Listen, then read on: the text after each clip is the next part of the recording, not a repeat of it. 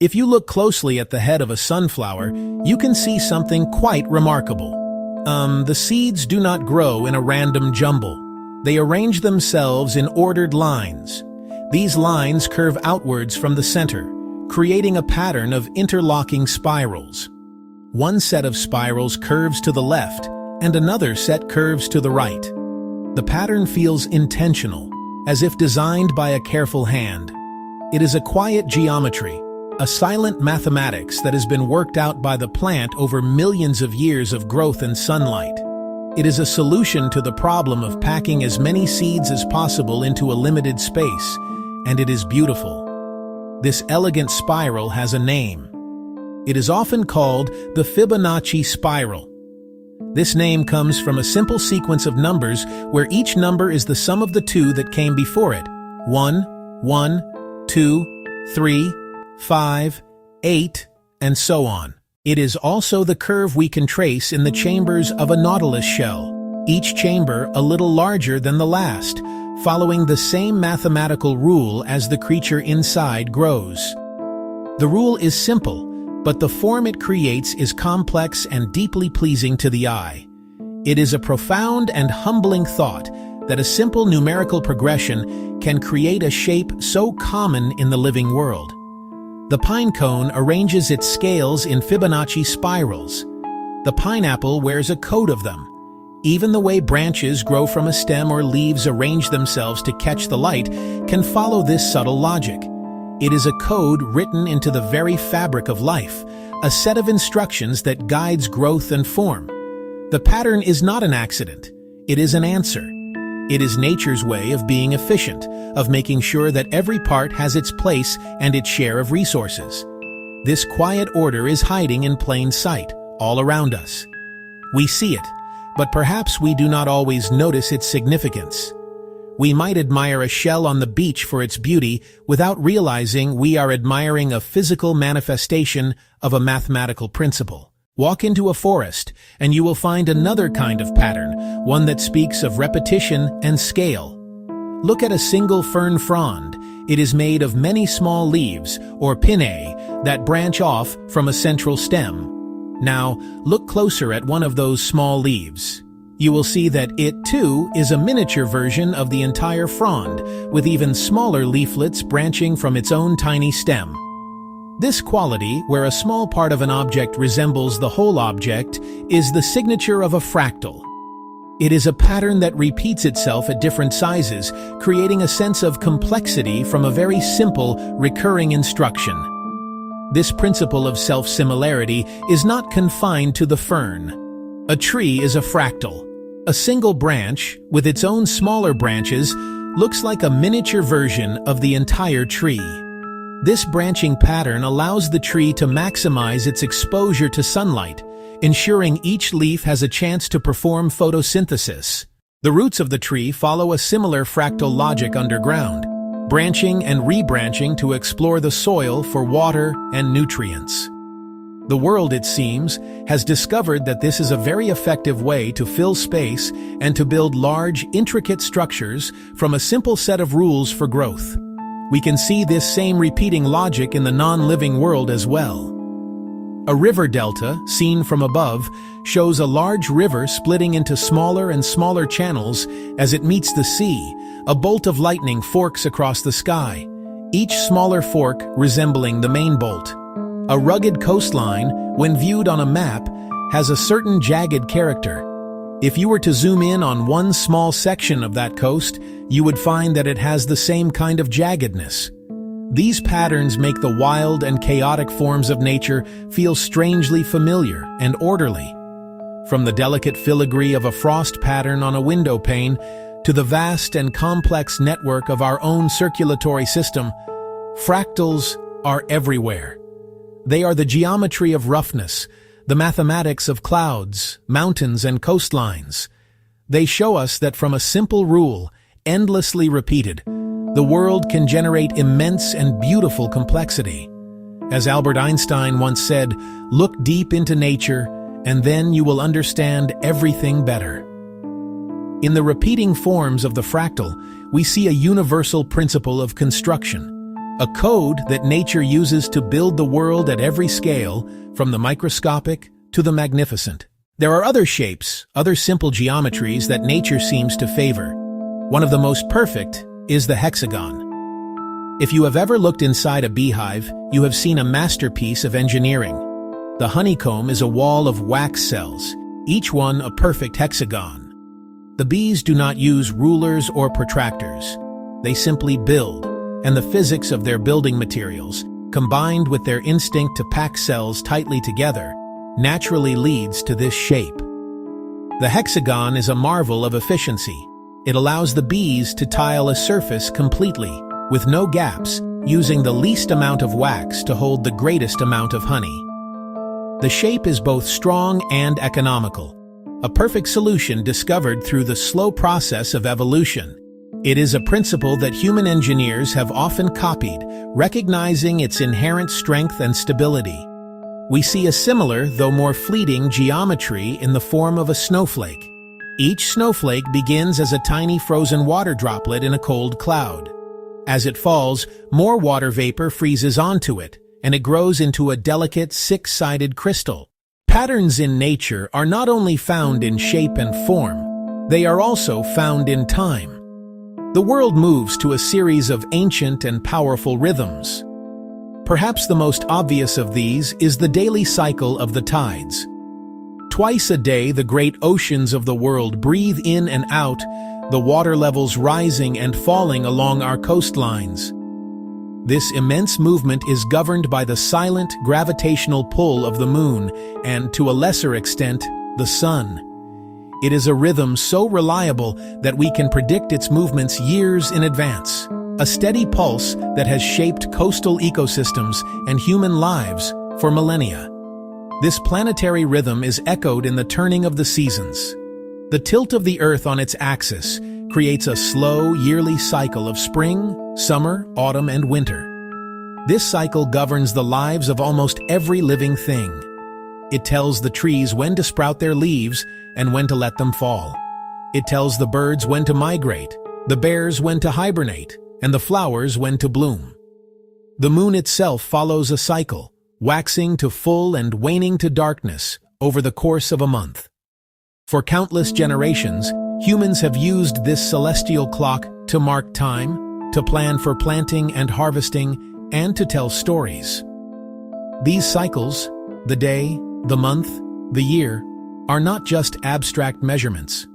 They are woven into the very fabric of our biology. Our own bodies have internal clocks that are tuned to the rising and setting of the sun. We are creatures of rhythm, and we live within a universe of rhythms. These temporal patterns give a sense of order and predictability to a world that can often seem chaotic. They teach us about patience and about the inevitability of change. Just as the tide will surely turn, the spring will surely follow winter. When we begin to notice these patterns, we start to see the world differently. We begin to understand that nature has a kind of language.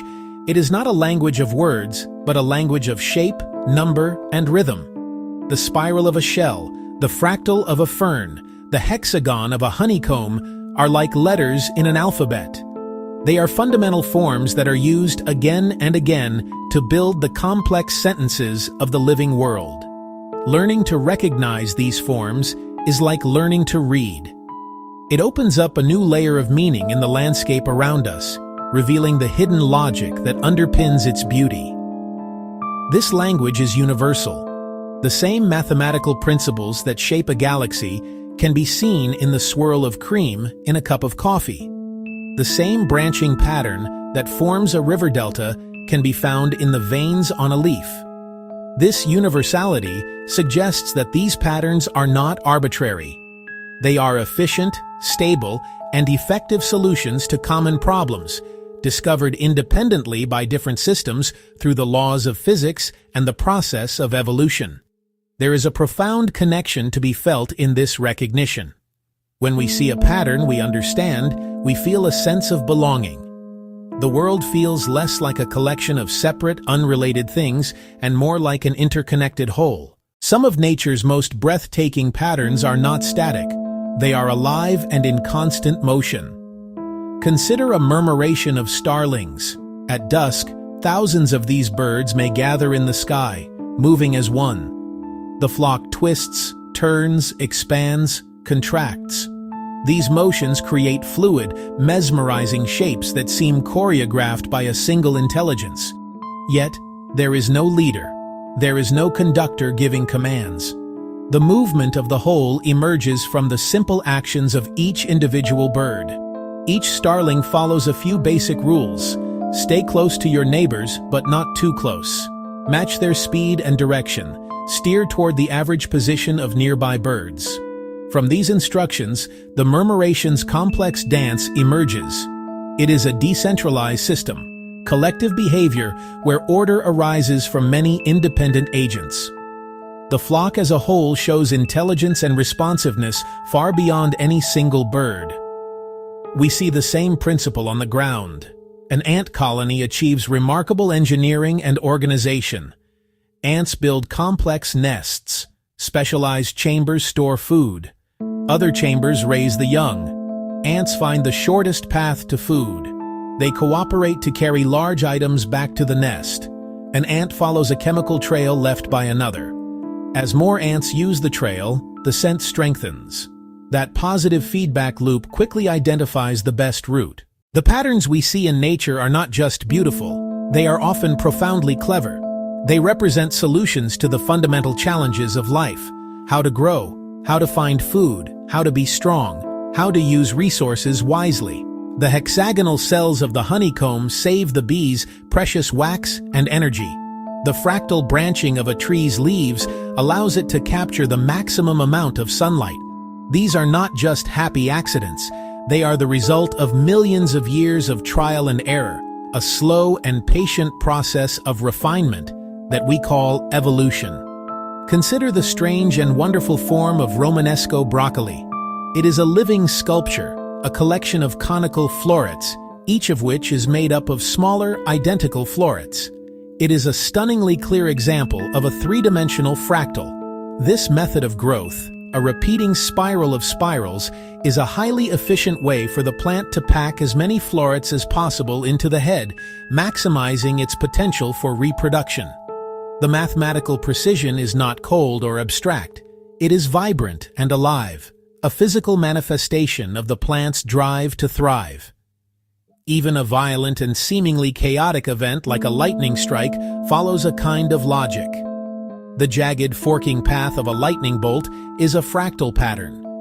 It is tracing the path of least resistance through the air, branching out as it seeks a connection to the ground.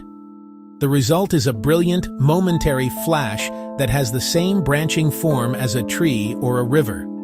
It is a distributed, emergent intelligence baked into the laws of physics and the processes of life. When we begin to see the world through the lens of these patterns, it fosters a sense of connection, but it should also foster a sense of responsibility. These intricate systems of order, the microscopic dance of molecules in a snowflake, the grand continental sweep of the seasons, are both robust and fragile. They have persisted for millions of years, yet they can be disrupted by our actions.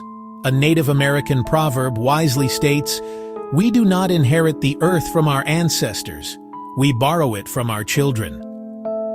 This simple, powerful sentence reminds us that we are not owners of this world, but temporary custodians. The patterns we admire depend on the health of the systems that create them. The fractal beauty of a coral reef, branching forms providing a home for countless species, can be bleached into a lifeless white skeleton by a small increase in ocean temperature. The reliable rhythm of the seasons, which governs the migration of birds and the flowering of plants, can be thrown into confusion by a changing climate.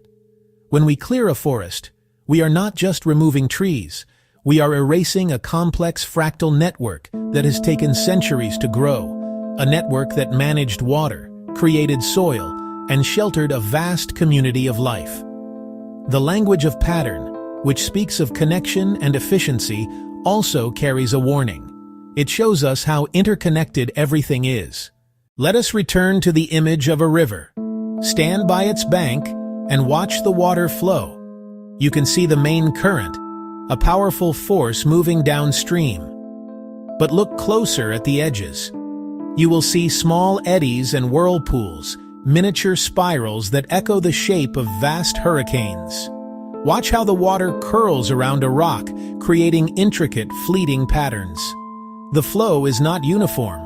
It is a complex dance of interacting forces. Each small movement is a part of a larger whole, from its source in the mountains to its mouth at the sea. Now imagine you are high above the earth, looking down where that river meets the ocean. You see it fan out, creating a delta. The main channel splits into two, then those channels split again and again and again. The resulting pattern, etched into the land, is a perfect fractal. It looks like the branches of a tree, or the network of blood vessels in a lung. It is the most efficient way for the river to distribute its water and sediment over a wide area. The river has, without any conscious thought, solved a complex problem in fluid dynamics and geometry. Each small stream within that delta behaves like a miniature version of the whole river. It has its own currents, its own banks, its own tiny eddies. The pattern of flow repeats at every scale. This is the magic of fractals in action. A simple process, water flowing downhill and finding the path of least resistance, generates an incredibly complex and beautiful structure. It is a map of motion, a painting created by physics. The river is not just a body of water. It is a dynamic process of pattern formation, constantly shaping and reshaping the land it passes through. This fractal branching is a strategy that life has adopted time and time again. It is how a tree reaches for the sky and how its roots explore the soil. It is how our lungs maximize the surface area for absorbing oxygen and how our circulatory system delivers blood to every cell in our body. The river, the tree, and our own bodies are all using the same fundamental geometric principle to solve a similar problem: how to efficiently transport resources through a complex network.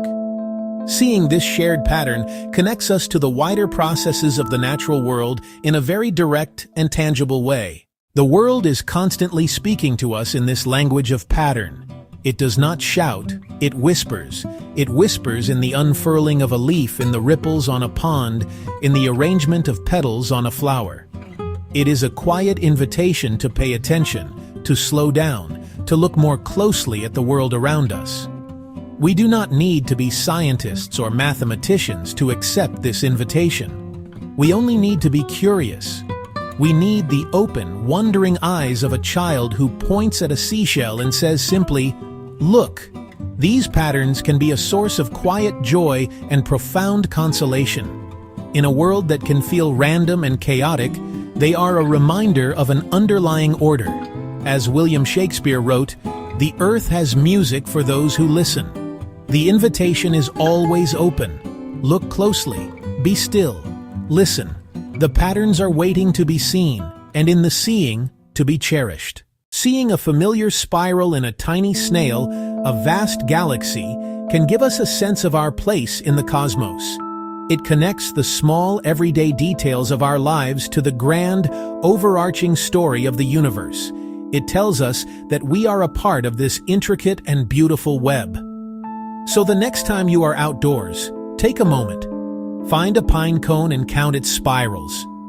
Watch the way the wind moves through a field of grass, creating waves that ripple across the landscape. Notice the branching pattern of the veins on a fallen leaf. Do not just see these things as objects. See them as processes. See them as the visible result of simple rules playing out over time. Let yourself feel the wonder of that. Let the knowledge of the pattern deepen your appreciation for the form. Let the observation lead not just to understanding, but to reverence. The patterns are a path, a way of seeing that connects our minds and our hearts. They ask nothing of us but our attention. They offer nothing less than a more intimate and meaningful relationship with the world we are privileged to inhabit.